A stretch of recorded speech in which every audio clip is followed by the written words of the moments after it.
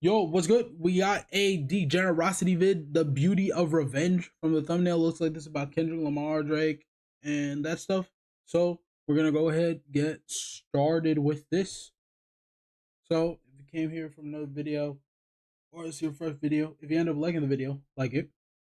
And my bad, if you came here from another video, subscribe. That's what I say. And turn on the notification bell so you know when the vids come out. And follow my socials for any updates. The links are in the description, as well as the link to the original video where you can go like and support it. So, with all that being said, let's get right into it. 13th of On this November, day, 1003. then King of England, Ethelred, ordered the death of all Danes that lived on English land. It is unknown exactly how many had lost their lives that day, but among the people who had perished was Genhild, the sister of Sweyn Forkbeard. And this dude was not someone to be stepped on. Bro was a Viking warrior. He pressed his dad so bad his dad fled to Germany. And he basically at the time just helped another dude take over Norway. Not the best person to have a bad relationship with. So when he heard his sister got clipped by the king, he did not take it lightly. In retaliation to this, he and his crew went on a pillaging spree, attacking with no mercy, making the locals submit to him, pressing the king more than ever. Eventually he makes it to London, where the king at, and Forkbeard looking for all the smoke. But the king is like, nah, I'm not going out like this, and brings out Thorkel. Yeah, the dude from Vinland Saga. He exists. Him and Thorkel put up a decent fight, but it wasn't good enough. With the willpower of dead sister on his side, Forkbeard's drive towards vengeance was just too strong. The Danes win the battle. Ethelred and his family is exiled, and Forkbeard becomes the new king of England. For about 3 weeks, then he fell off his horse and died, or something. But for those 3 weeks, when he successfully avenged his sister's death, I bet it felt euphoric. Oh my God. In life, we're taught two things. Never use the holes you find in bathrooms, and that forgiveness is a major key to finding happiness. I mean, why else is there so many stories with there are no winners in revenge and you will get nothing out of it as their message? Being the bigger person and moving on from whatever or whoever caused your past problems. And that's a very noble thing to do, don't get me wrong. But sometimes it's just not it. Sometimes revenge is the answer. I have to say, there are some cases that require you to throw hands. If somebody spit on you, throw hands. If somebody step on your shoes, throw hands. If somebody shove you and your phone battery falls out in front of all the hoes, air the bitch out. Revenge isn't always a bad thing, but it's not always necessary. I mean, sure, there are those few cases where someone cuts you off at the freeway. Am I really going to get my revenge by cutting them off? Am I that petty? Hell yeah! What you thought this was? I can't be caught looking like a grasshopper on the highway. The hoes are there too. There's also large cases where someone shaboogles your entire family. And clan, everybody dead. You think I would want to resolve it in a one-on-one discussion? No, absolutely not! Nuts are being kicked! Indian burns will be delivered! That's the way it is. And that's cool. You are simply treating that person the way they treated you. I hate how since we were young, that it had been bad for us to fight back. Like how at school, a dude could take your lunch money, take your phone, take your swag, take your dignity. And the moment you fight back and the teacher catches on, y'all both the bad guys. And right, like I was defending myself. What do you mean I got, like, what do you mean I got detention for helping my friend after someone else jumped on his back because they lost in a football game? Like, what?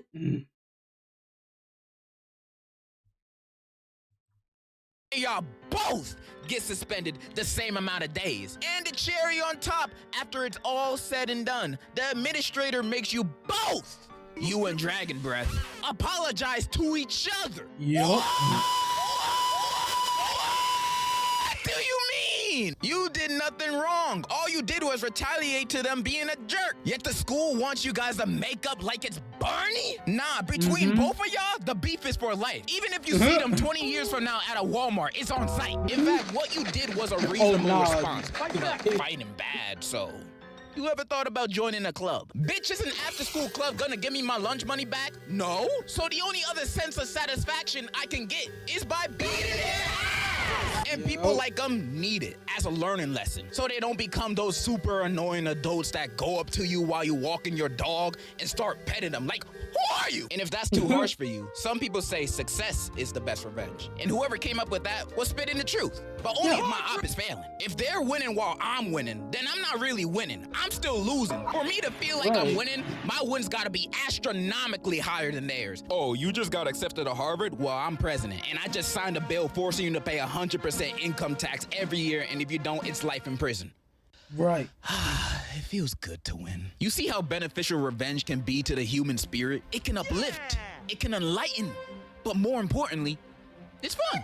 And it's equally as fun to spectate. There's nothing more entertaining than people settling their beefs by publicly trying to embarrass each other. That is why rap beef is some of the best stuff that we turned into our amusement, spawning some of the most intense rivalries in history. You thought North and South Korea were on bad terms? You weren't there for Shakespeare versus Marlowe, bro. Cause in hip hop, they don't do no petty shit like threatening nuclear war. They write each other poems. Very mean ones. These are diss tracks, and rappers do it all the time. In fact, musicians in general do this a lot, dissing their opposition or competition in their own songs. And diss tracks could be about anybody. Sometimes it could be about a basketball player you just hate to see play. I get it. Sometimes it could be diss tracks against your own band members, and you guys perform it live without them knowing it's about them. There is no holding back for a diss track, and that's why I love them. There's a sort of competitiveness to it. However, most of the time when it doesn't end with someone getting canceled or dead, most of the time the beefs usually have anticlimactic endings. Like an artist starting a beef by releasing a diss track against someone, and the other person either ignores it or releases something else that is just not even worth the buzz. Example, that Nicki Minaj and Megan Thee Stallion beef that lasted like 3 days. Megan dropping his, obliterating Nicki with that Megan's Law line alone. Then Nicki goes on Instagram Live talking nonsense, then releases her diss track against Megan, Bigfoot. And I'm gonna lie, this was pretty good. I love the way the diss track sounds like a first draft. I love how she sounds like she's brainstorming comebacks to say on the track itself. I love how this sounds like a demo. I love how none of the diss lyrics hit. Greatest diss ever, 10 out of 10. Megan didn't even have to drop a track in the response, because why would you even need to respond to this, bro? In my opinion, Nicki already lost when she married this dude. And public interest for the beef just ended like that. Not too climactic of an ending. But wait, in interviews about her own diss track, Megan says this. Now, I haven't heard the record yet. Are you saying names? I'm saying a hit dog gon' holler, that's it. God damn, so it's multiple people. Yeah, whoever feel it, feel it. So she's dissing someone else too. And when looking into the lyrics, she's dissing another man a lot. And the man I believe she's dissing is known for getting BBLs. Bruh, no way. You see, I've been hating on Drake a lot in the past, but I feel like most of it was unwarranted. Like my Certified Boy Lover vid, I listened to like 4 or 5 songs on that album and I was like, that's it. Lesbian? All right. And then I just made the vid. I just wanted to hate. Do I regret my actions? No. No, but the opinions of that video came from an unreliable source, being me. And I've learned from that. Now for this video, I did my extensive research, so I can hate more accurately. If you've been anywhere on the internet within the past week, you might have seen people discussing the feud between one of the greatest rappers, lyricists, poets, scientists, Kendrick Lamar, and a Canadian. Nah, but for real, these two are the biggest rappers in the world right now. Well, outside of Miles, of course. You also might have heard that they aren't the best of friends with each other, and that's what I'm here for today. I know, everyone has probably already heard every opinion that someone could have on this topic, because literally this has been the only thing that's been on my FYP for the past like 2 weeks. I'm pretty late to the party. My bad. My ass thought another diss track was gonna come, but at this point, it's over. I've been waiting for this day. There's no need for another one to come. I'll wait till the end. No need. Drake decided to be dumbass and just admit everything in Hard Part 6. Be real. Like, seriously. Nothing else mattered other than the fact that you pretty much just said nuh-uh. You're not showing, you not saying anything else other than nuh-uh to everything Kendrick said. You claim you fed fake information, which I don't know if I believe or not, Because I'll be honest, it's 50-50. Either he did and it was smart. Okay, that's cool. But that doesn't deflect the other shit. Like, seriously.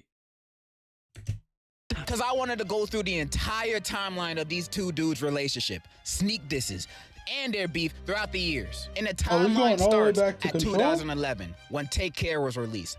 13 years. 13 years this timeline goes back to. From 2011 all the way to right now.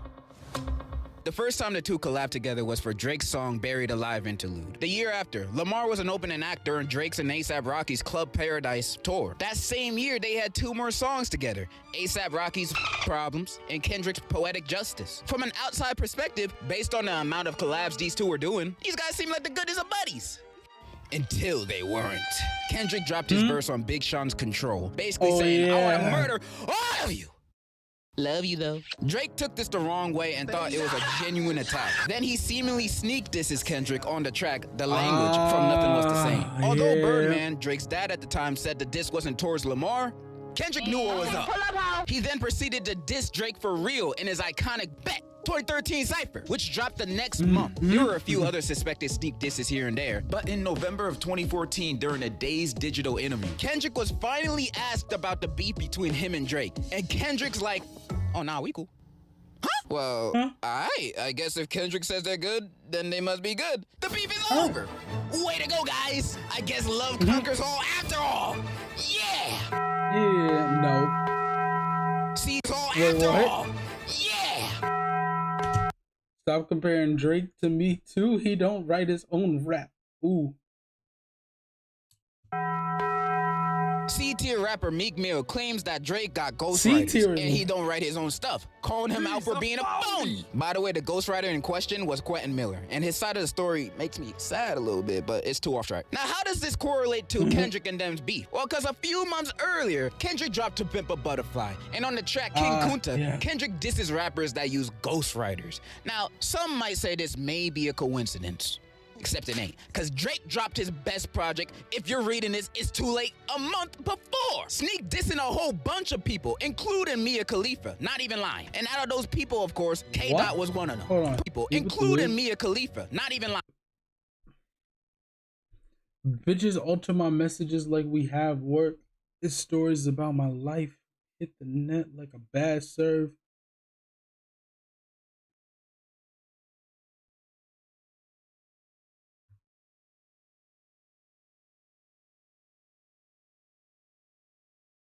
Oh,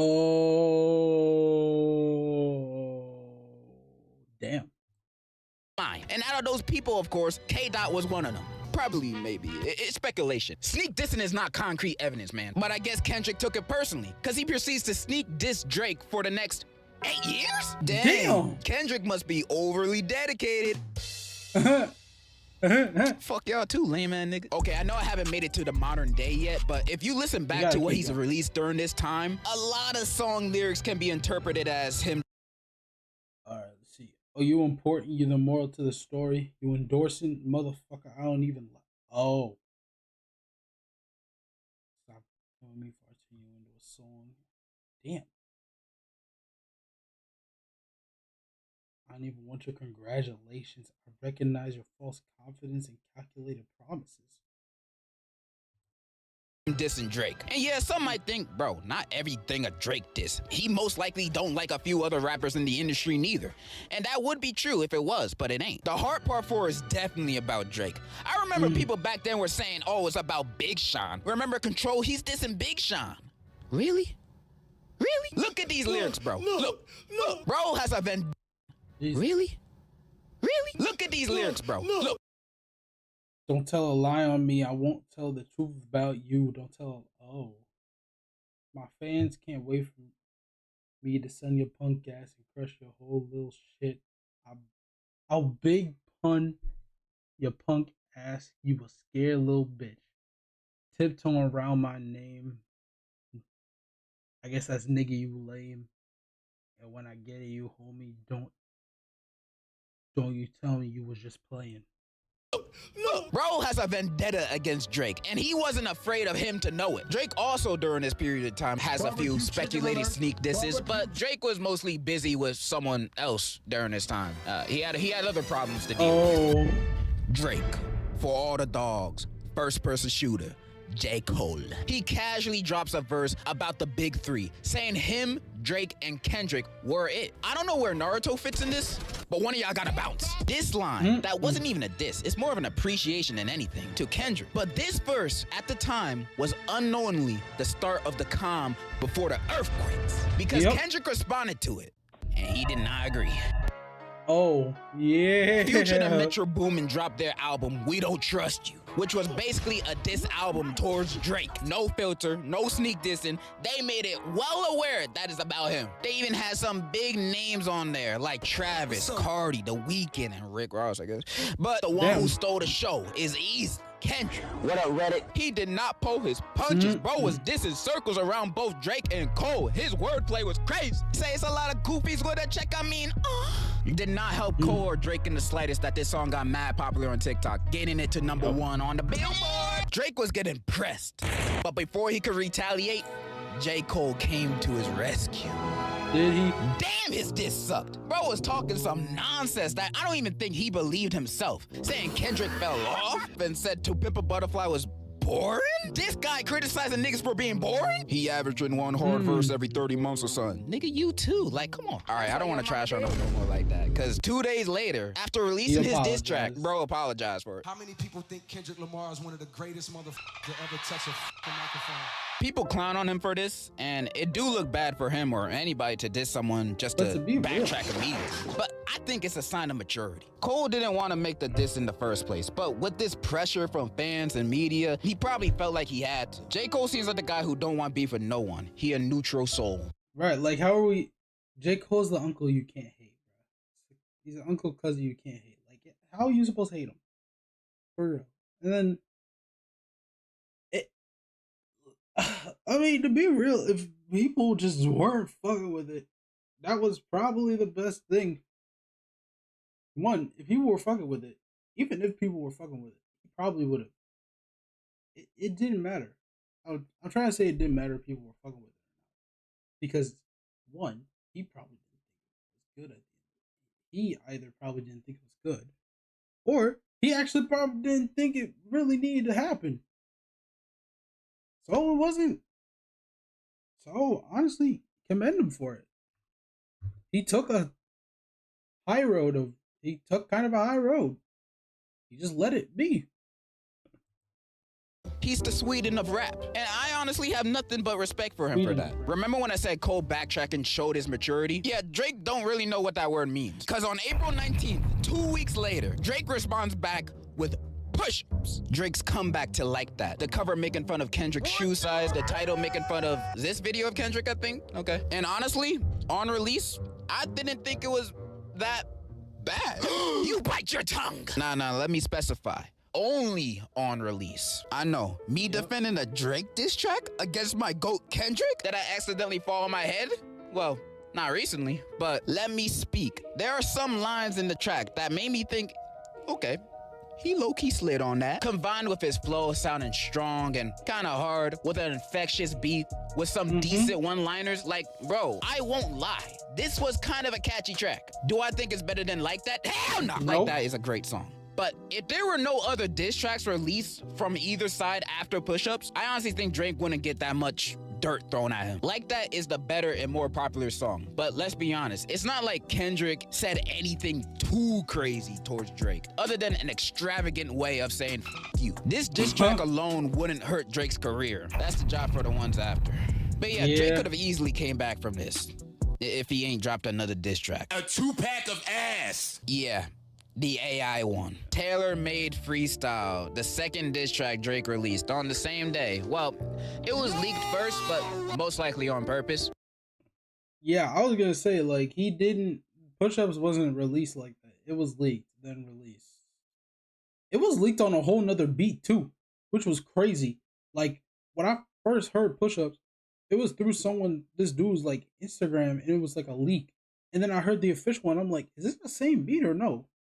It was a kind of a different beat, And like, and on top of that, the second half of the song was in Family Matters. Just so Drake could see the opinions of his fans, thinking, do they like this? And when he saw a majority of his fans liked it, he drops the tape on the same day. But that's just my theory. I low-key don't even want to break this track down. It's just dumb. Like, people low-key think that Drake was playing a mind game with this AI diss track. Like, oh, Kendrick is hearing his idols talking about him, criticizing him. Bro, you're typing words on a computer. How is this like psychologically threatening to Kendrick at all? There's also Snoop Dogg's AI voice in the diss track. Fuck! Now, I don't know how to feel about Snoop Dogg letting this happen. Maybe he's smart. Maybe he heard Drake's idea. He's like, dang, that sound ass. Go for it. Drake shot himself in the foot with this track. And he has the nerve to try to press Kendrick, like saying, oh, you ain't gonna drop nothing. You don't want to.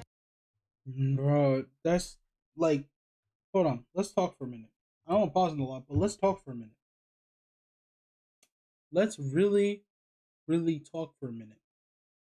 Because you got Drake leaking his disses, seeing people like it, releasing them. However, one of them uses AI voice of Tupac and Snoop Dogg.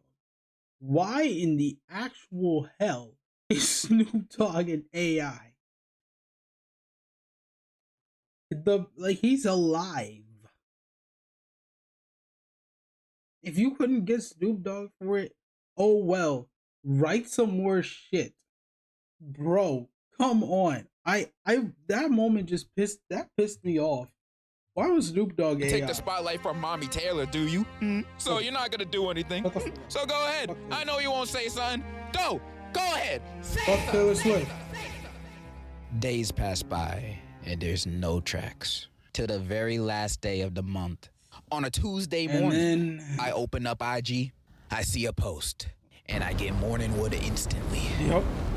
It's happening. Kendrick responded with his track, Euphoria. No, when I heard the opening to this track, I thought this dude was gonna diss Drake in a calmly whispering manner to death. And I was all here for it. And then the beat switched. And I was like, what? Nope. Bro, this song and diss track is amazing. It's better than any diss track that Drake has ever released. One thing that I love about Kendrick, he's the real deal lyrical, spiritual, miracle master. Dude is destroying Drake on this hard beat, saying disses that even Gumball himself couldn't think of. Like, some of these lyrics be crazy. He exposing Drake send a cease and desist over the song like that, and that he's Canadian. This guy is exposing Drake for everything. And when he's not exposing him, he's making fun of him. He dissing the way he talks, the way he walks, the way he says the N-word.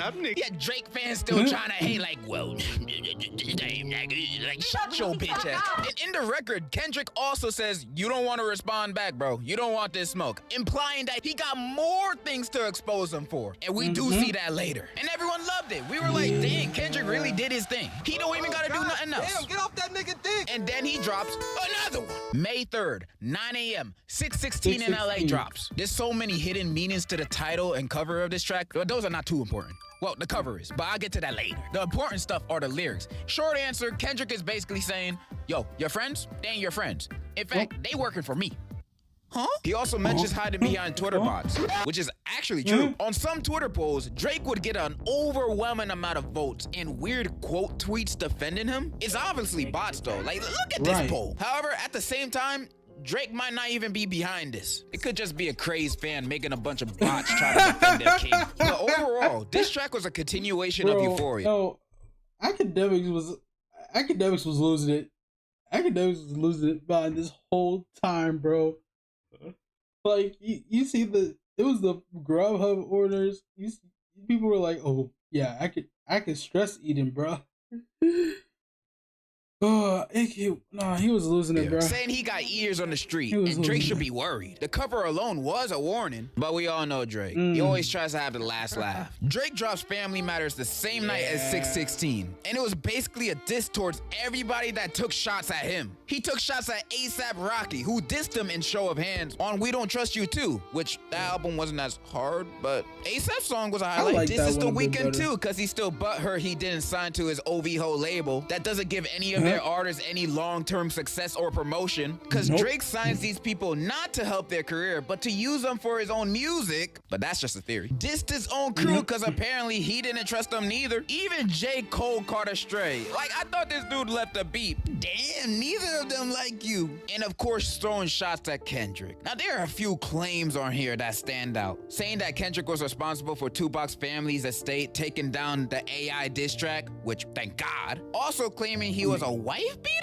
Now, this was news to me. So on May 3rd, 2014, Kendrick performed at the Hard Rock Hotel in Vegas for a rehab event. There's like no articles from that time talking about this incident, but I think a security guard accused Kendrick of beating up a woman during an after party. Bro, I could barely find any evidence of this concert even happening, let alone any evidence of accusations from any supposed victim. This just seemed like a story I'd see on Media Takeout. There's nothing supporting this. Then he lies again with a claim that Dave Free, former Top Dog Entertainment president and Kendrick's childhood friend, was the father of Kendrick's kid because he left a heart under a pic of Kendrick's wife and kid's post, and also she don't follow Kendrick on Insta. Bro is reaching for the stars for this. How does one come to this conclusion? He also says that Kendrick hasn't gotten married yet because he knows what type of woman he likes, implying he's a if it ain't snowing, I ain't going kind of guy, which I guess would make sense for Kendrick's character, but nah, for real, it's just dumb. Drake comes again with another doodle pile of a track. And the thing is, the track sounds hard. The beat and flow are cool, but if you actually listen to what he's saying about Kendrick, he's speaking nonsense. There's like no actual substance to the lyrics. The only line that I think is kind of good is, you write about F the big three, it's only Big D. And it's video proof. But yeah, this track is worse than Push-Ups, but better than the AI diss track, I would say. Drake fans went crazy over this. They're like, oh my God, this is so good. Kendrick hits woman and Mother's Day is around the corner. What a revelation. They felt like they succeeded. They won the beef. They felt pure joy. For about 10 seconds. Just 45 minutes later, Drake's murder is made public. Not like us.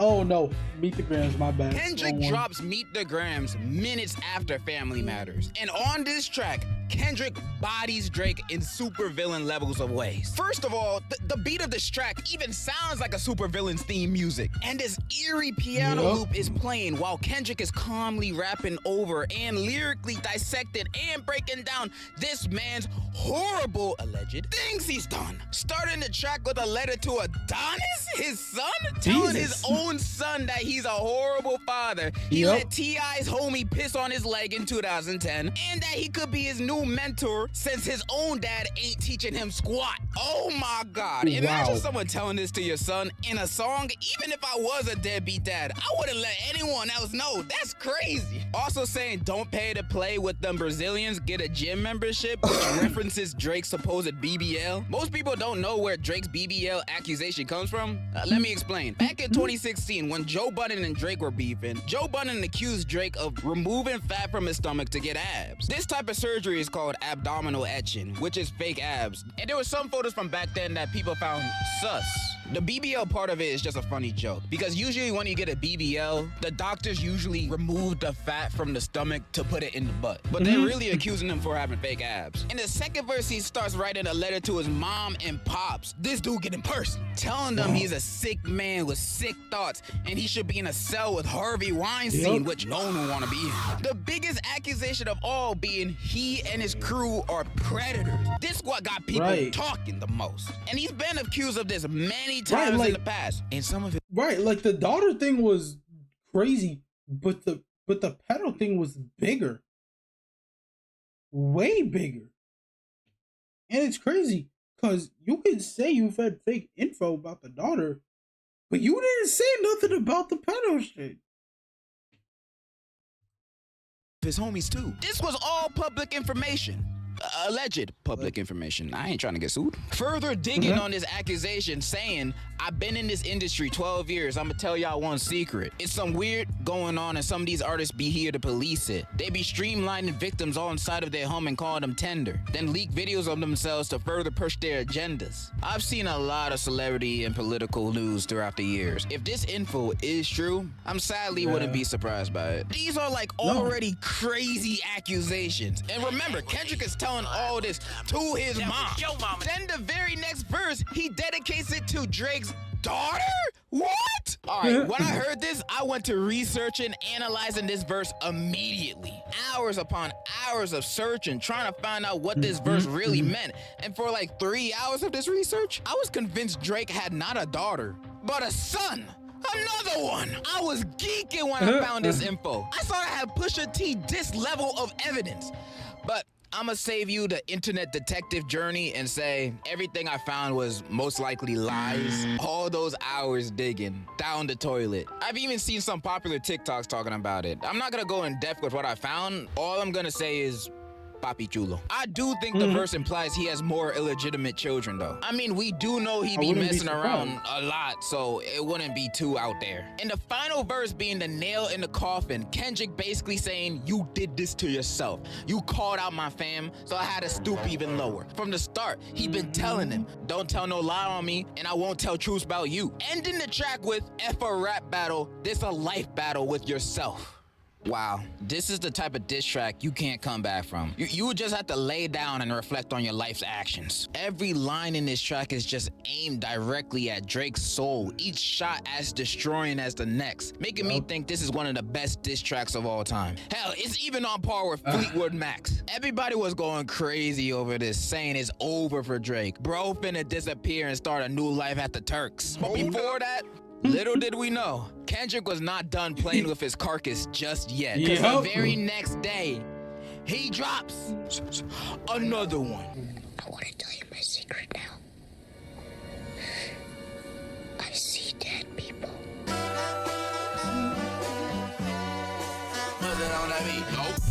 Bruh, bro, this man really said, bro, like I said before, he said, fuck a back and forth. We are going back to back.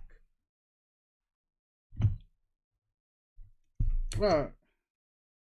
Not Like Us, Kendrick's fourth diss track, drops the next day out of nowhere.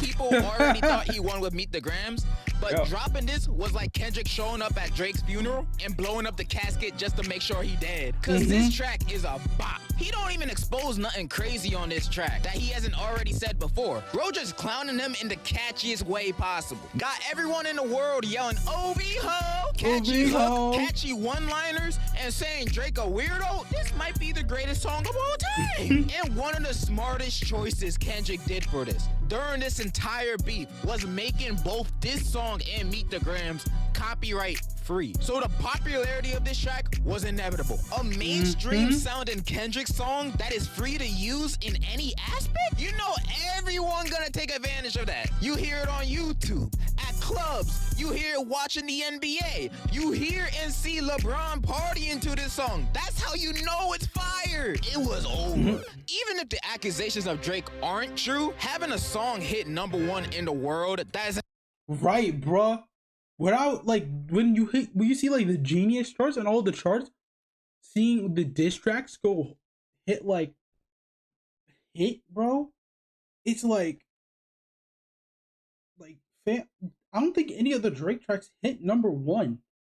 All of Kendrick's tracks were hit. Most of Kendrick's tracks, I know Meet the Grams did, and Not Like Us did, so that's at least 2.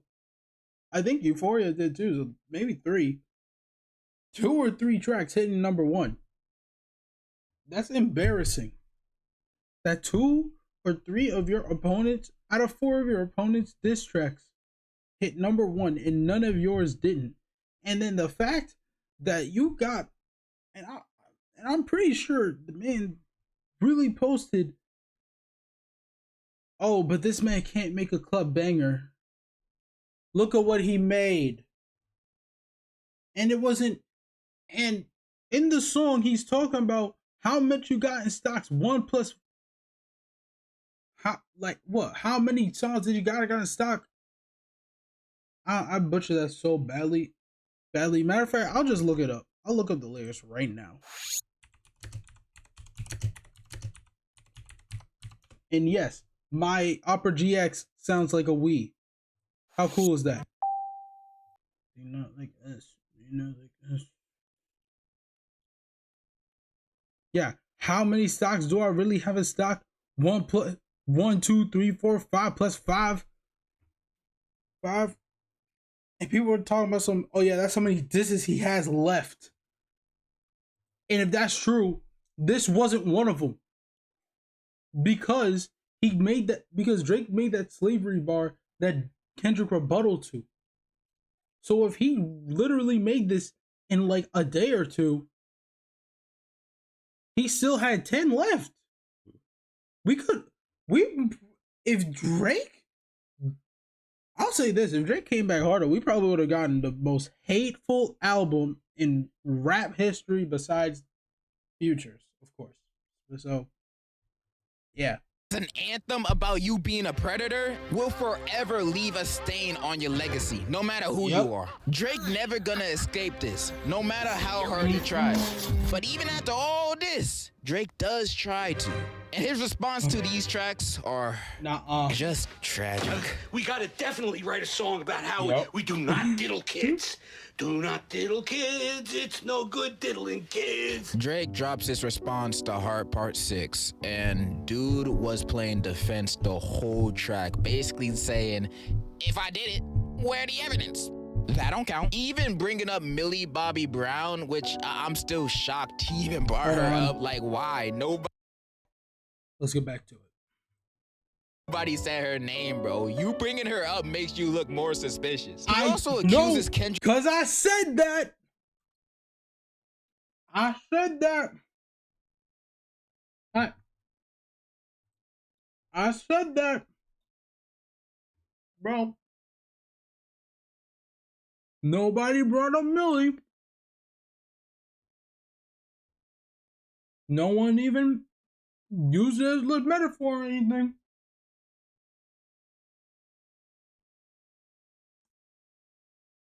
No one said a damn word.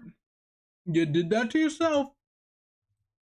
Kendrick of being when he was young because of his track Mother I Sober. And on the track, Kendrick talks about the traumas it could have on someone. Not only is dumb and horrible, because the track Drake is referring to is not about Kendrick, but Kendrick's mother, who had suffered from Kendrick's own cousin when she was younger, which I guess flew over Drake's head. Plus, even if it was true, which is not, what kind of diss is that? You were molested. Like, what? That's horrible. And the final thing that really fumbled Drake was when he was like, bro, I got no daughter. Your moles all work for me. And they gave you that info to make you look dumb. You hired his mole just to tell him that? What a waste. That's not the gotcha you thought it was, bro. The line aged even worse with time because a few days later, the Riddler drops an expose of all the items shown on the cover of Meet the Grams, blatantly exposing that what Drake said was a lie. And let me explain this vid real quick because I feel like most people don't even understand what they're looking at, so let me explain real quick. Most of the items are what I assume are Drake's clothes, jewelry store receipts. I cannot pronounce the word jewelry. But the main thing I noticed was the box of Ozempic prescribed to Drake. Now, what is Ozempic? It's a medicine to treat adults with type 2 diabetes. And when I found this out, I swear to God, my naive ass thought, yo, Drake got diabetes? This the tabloid of the century. Why no one else talking about it? Come to realize people also use it to lose weight, although it's strongly not recommended to. Many people would rather take the risk of getting thyroid cancer to keep the slim, thick build, especially Drake. The Mo also shows prescribed Adderall and Zolpidem, which is a medicine for helping you sleep. It's also sometimes used as a date drug, which I know some people would want me to point out, but I honestly think he's actually using it to fall asleep, not gonna lie. Cause I would lose sleep too if I had an audition like this. Also, the tweet the Mo posted was attached with security cam footage of Drake, his security guard, and that dude from that DJ Khaled meme. I love that. I appreciate that. What the hell is he doing here? And the Mo says on the tweet, Drake and academics got until May 13th to drop all claims that Kendrick stole or legal action will come. And as of recording this a day later of the date, the Mo has posted moving footage of the CCTV confirming that they do got actual evidence that can support whatever he was doing this day. Making all of us wonder, what did Drake and Baby Stroller Guy do on this day? And why is it important? Oh, I've seen many things in my life. I've seen kangaroos versus man, kangaroos versus cars, kangaroos versus kangaroos. I like kangaroos. But out of all the crazy things I've seen, Kendrick and Drake's rap beef is one of the craziest and most entertaining thing I've seen in a long time. Kendrick is just winning at life while Drake is posting these memes on his Instagram story, acting like, oh, I'm gonna press the red button. Bro, it's over. I love seeing both fan bases participating and trying to take the other one down, especially on Twitter, to the point that people were bringing up old Metro Boomin tweets, making Metro grooming a trend. And some of these tweets are wild, but he was like 16 to 21 when he tweeted these, and I'm not the type to bash someone for old tweets. I've said some bad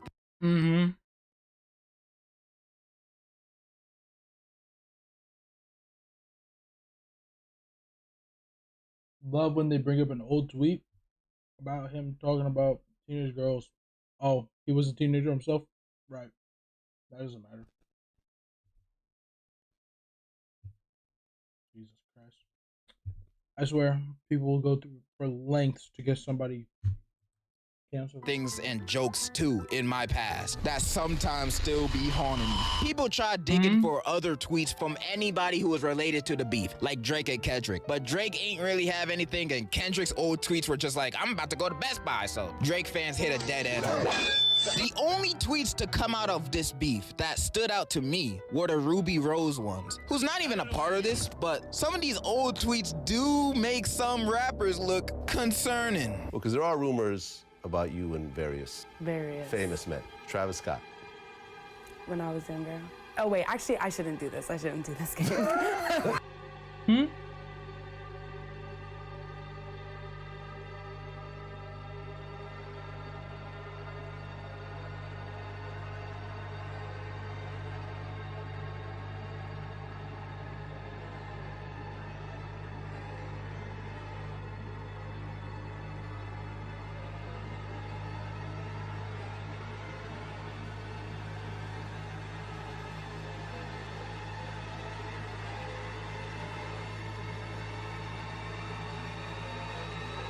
My nigga, what?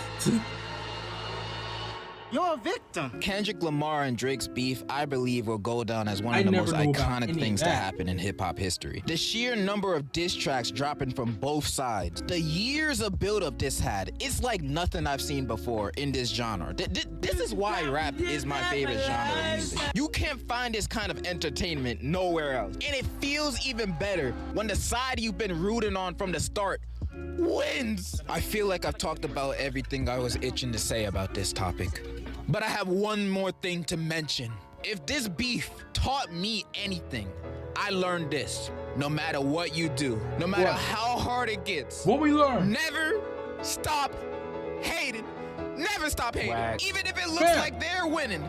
Even when you're on the losing end of the stick. That doesn't mean you're incompetent. That just means you're not hating enough. Always hate your ops. Even if they did nothing wrong to you, you hate them for a reason, right? So keep hating. Always be a hater.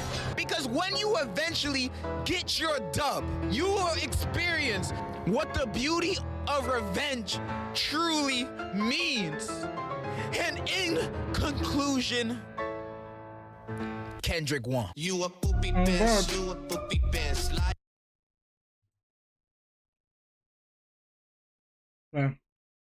I won't keep y'all here for much longer. That was the beauty of revenge by Degenerocity.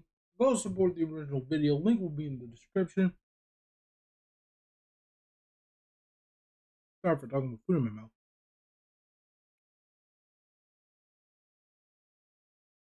Link in the description for all my socials as well. The subscribe button's down there. So I say if you came in from another video, go ahead and click it. And if you click subscribe, hit the notification bell and then hit all so you get all the notifications when everything comes out.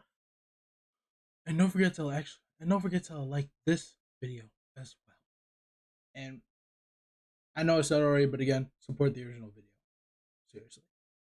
With that being said, see you on the next one. Diamonds, he hang from the back cave. Numbers 8 running my cash like a math game. I got the ring that we sharing her last name. She said the diamonds on cascade. She left her hand in them hoes, see the flashbang. I walk around with a black blade, candles lit. Why so dark? 'Cause it's black flame. You was running on them trip on the low. Change styles, but I